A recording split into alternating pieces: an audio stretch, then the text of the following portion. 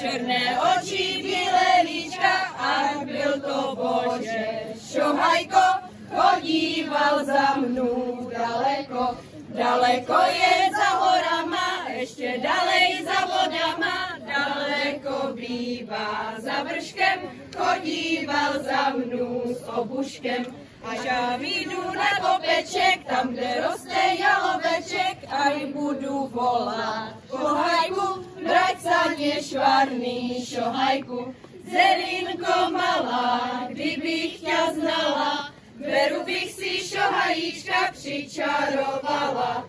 Někde jakého, jenom pěkného, který chodí pod okénko susedového.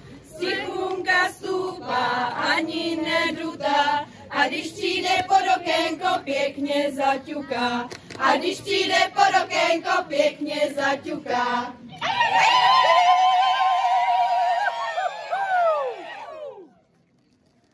Jak nám napovídá táto namašlená máječka, u nás doma čeká na nás aj stárečka.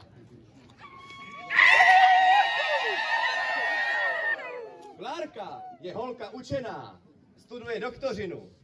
Když někom teče červená, nezaváhá na vteřinu.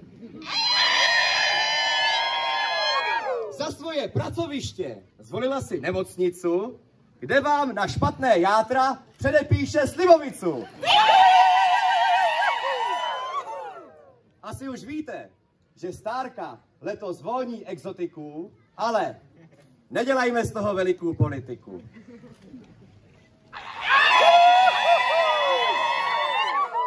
Je z Buchlovic, města u pralesa, a to vám říkám, lidi, nebojte se. A i když to možná bude mrzat její mamku, co rozhodlí, že z ní udělám březoupianku.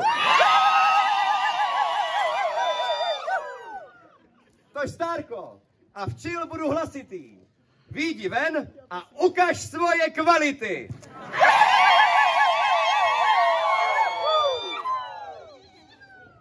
Už jde.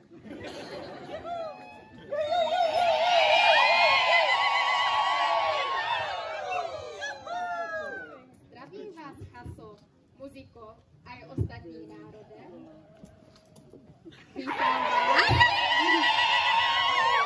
Vítám vás tohle krásné hodové odpoledne. Možná jste si všimli, že jsem tady nová. Přivámě jsem větr od Buchlova. Mým bydlištěm jsou sice Buchlovice, ale stárkovat tu, toho si vážím převelice. Děkuju vám za tak vřelé přijetí a doufám, že aj pan starosta nám to posvětí. Posvětí! Milý stárku, rád bys viděl moje kvality. Radši si však pozor dej, ať nejsi brzo opitý. Tady máš právo a nepoušťaj ho z ruky, ať s ním uděláme parádu aj na dozvuky. Děvčice, usmívajte se a buďte oporou svých kluků, kdyby se jim náhodou zamotaly nohy při verbunku. Šohaje, vy se vyhýbajte kořálce, radši vemte holky do tance, ať si nevysloužíte jednoho flákance. Všetci zpívajme, juchajme, veselme se, až se zem otřese.